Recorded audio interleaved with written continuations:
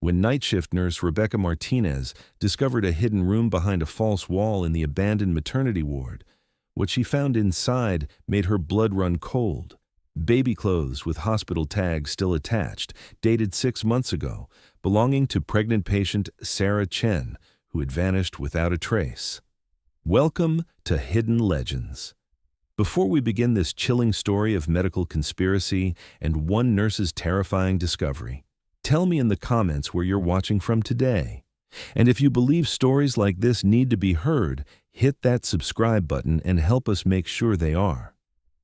Now let's uncover how a routine night shift led to the most shocking medical scandal in hospital history.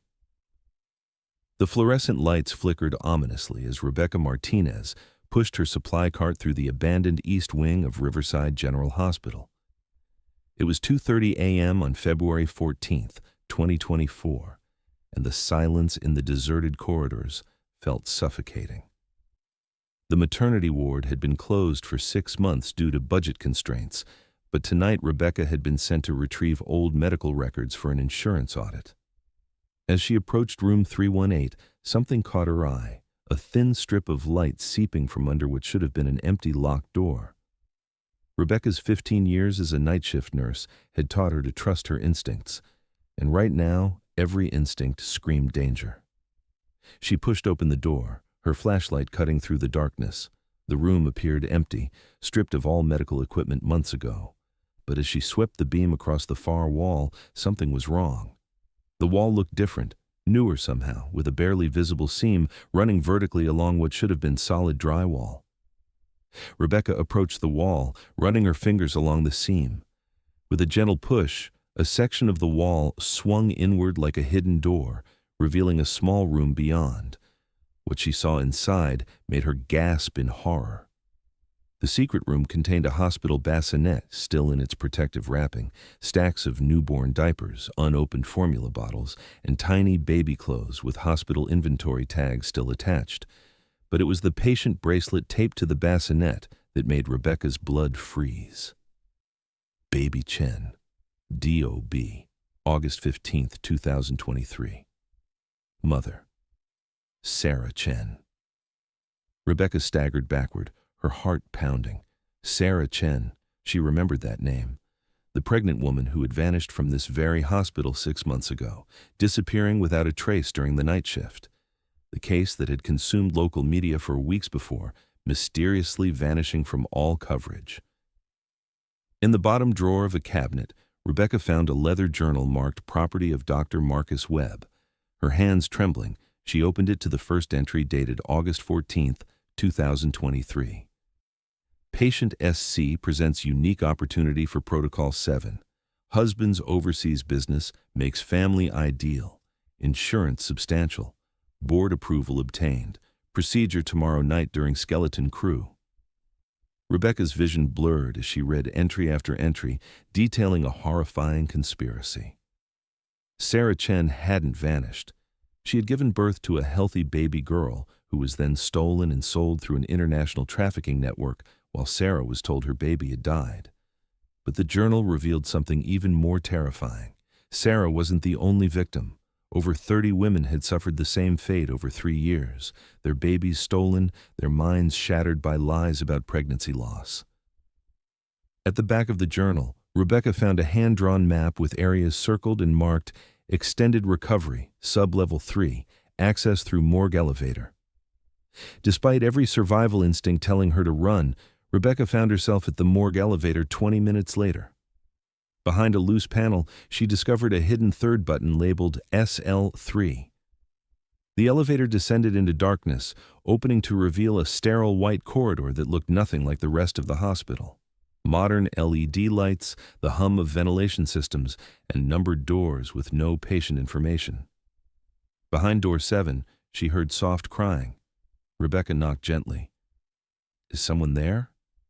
The crying stopped, a terrified whisper. "Please don't hurt me. I've been good. I'm Rebecca, I'm a nurse. What's your name?" After a long pause, "Sarah. Sarah Chen. But my baby died.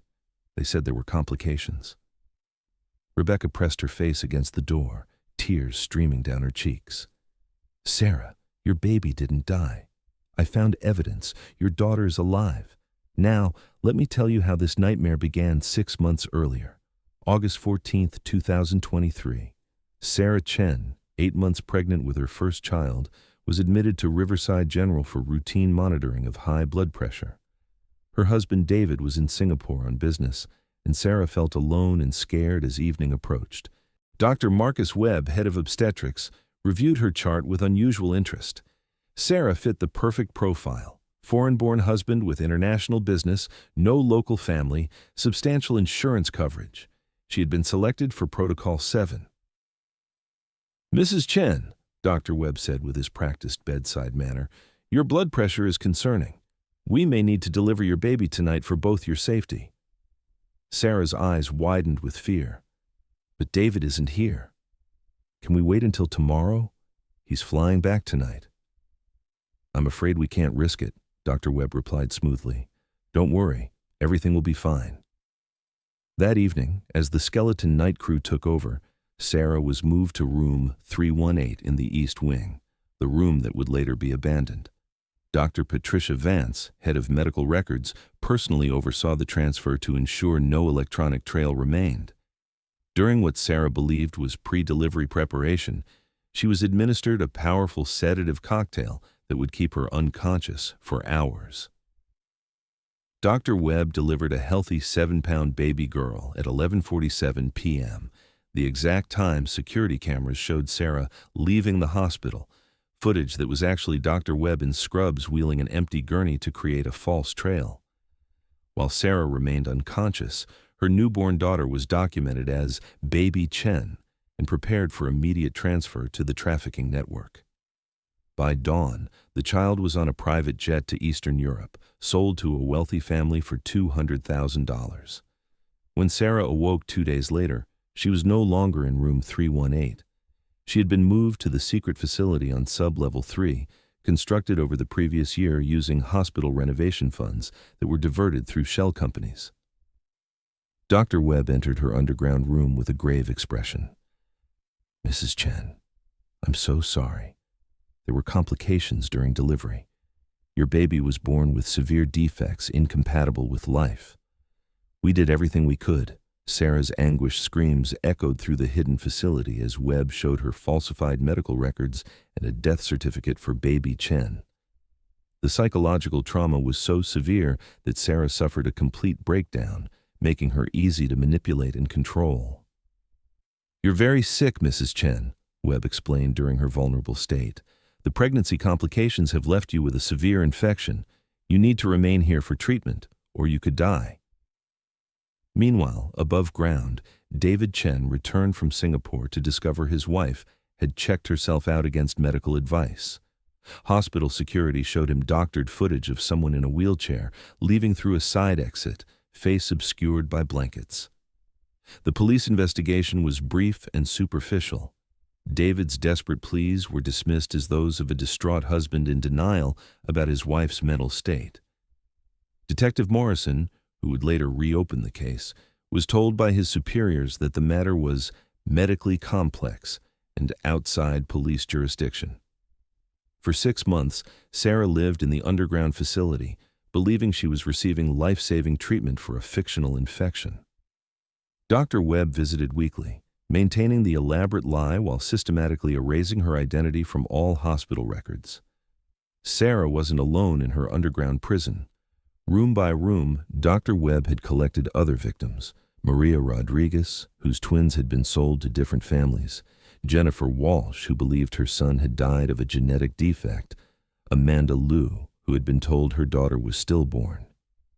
Each woman lived in isolation, convinced by Webb's manipulation that they were gravely ill and dependent on his treatment for survival. The psychological control was absolute. They were too terrified to attempt escape, believing that leaving the facility meant certain death. The trafficking operation generated millions in revenue. Webb and his conspirators had created detailed profiles of their victims, targeting women whose disappearances would generate minimal investigation: foreign nationals, military wives with deployed husbands, women estranged from their families, all selected for their vulnerability. Dr. Vance managed the financial aspects, creating false medical emergency expenses that justified the missing women's insurance payouts. Hospital CEO Margaret Stone received substantial payments for her silence and cooperation in the cover-up. But Webb's carefully constructed system began to unravel when the hospital's financial troubles forced the closure of the East Wing. The abandoned maternity ward, meant to be permanently sealed, became a storage area for evidence that Webb hadn't had time to destroy. Back in the present moment, Rebecca Martinez stood in the hidden corridor, her phone capturing every detail of the underground facility. At 3:45 a.m. on February 14, 2024, she called Detective Morrison with a report that would shatter the medical community. "Detective, this is Rebecca Martinez, night shift nurse at Riverside General. I found 6 missing women alive in a hidden facility beneath the hospital. You need to get here now. The police raid that followed was swift and overwhelming. FBI agents stormed Sub-Level 3, rescuing Sarah Chen and 5 other women who had been presumed dead for months or years. The evidence Rebecca discovered in the hidden room led to the largest medical trafficking bust in U.S. history. Dr. Marcus Webb was arrested at his home, still in his pajamas, clutching a briefcase filled with overseas banking documents. His shocked expression suggested he never believed his operation would be discovered. Dr. Patricia Vance was found attempting to destroy computer files in her office, her hands full of shredded documents.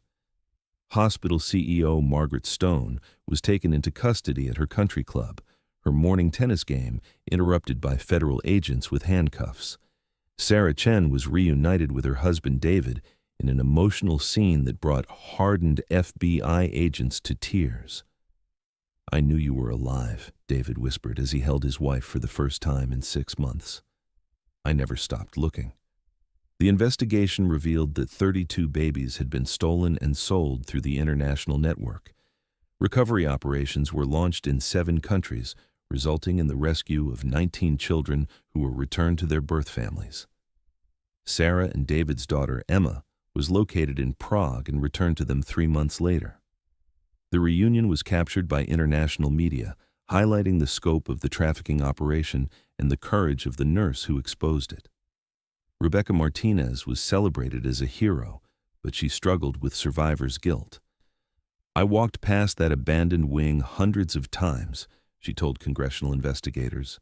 "If I had just looked closer sooner, maybe I could have prevented years of suffering." Her testimony led to the passage of federal legislation requiring regular inspections of all hospital areas, including abandoned wings and subterranean levels. The Hidden Victims Protection Act mandated that hospitals maintain transparent patient tracking systems and submit to unannounced federal audits. Dr. Webb received multiple life sentences without parole. During his trial, prosecutors revealed he'd been planning to expand the operation to other hospitals across the region. His journal contained lists of potential victims and detailed plans for creating additional hidden facilities. The Riverside General Hospital was placed under federal oversight and eventually sold to a nonprofit healthcare organization. The underground facility was permanently sealed, but not before being documented as evidence of one of the most sophisticated medical crimes in American history. For Sarah Chen, recovery has been a long journey. She suffers from PTSD and struggles with trust issues, but her daughter Emma has been the source of healing and hope. "Every day I see her smile, I'm reminded that evil didn't win," Sarah said during a victim impact statement. Rebecca Martinez continues working as a nurse, but now serves as a patient advocate and speaks at medical conferences about institutional accountability. "Healthcare workers have a duty to question authority when patient safety is at risk," she tells audiences. "Sometimes the biggest threat comes from within our own institutions." The hidden room in the abandoned maternity ward has been preserved as a training facility for law enforcement and medical professionals. The baby clothes, still with their tags attached, serve as a stark reminder that predators can hide behind the most trusted facades. Today, Sarah Chen works with international organizations helping to locate trafficked children. Her daughter Emma, now 3 years old and thriving, sometimes accompanies her mother to speaking events, a living symbol of hope and justice. The abandoned maternity ward remains empty, its windows boarded up, but the memory of what Rebecca Martinez discovered there continues to protect vulnerable patients around the world. Sometimes the most important medical intervention isn't a prescription or procedure. It's having the courage to investigate when something doesn't feel right. Trust your instincts, Rebecca often tells fellow healthcare workers. If something seems wrong, dig deeper. You might be the only person standing between a victim and their nightmare. The makeshift nursery hidden behind the false wall is gone, but its discovery changed medical oversight forever, ensuring that no other mothers would suffer Sarah Chen's fate, and no other babies would be stolen from the place meant to welcome them into the world.